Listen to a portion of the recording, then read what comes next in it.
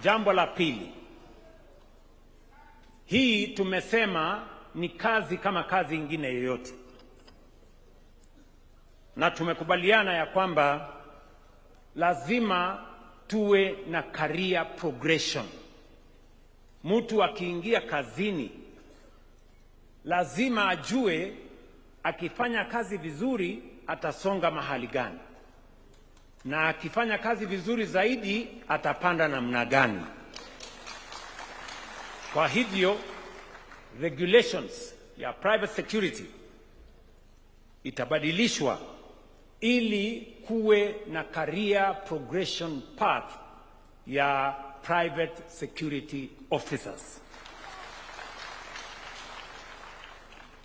Pia tumekubaliana ya kwamba ile kazi mnafanya ni kazi ya kulinda usalama, kazi ya kuhakikisha ya kwamba kuna security na kuna usalama, ambayo sio kazi tofauti na ile inafanywa na police na security officers wengine.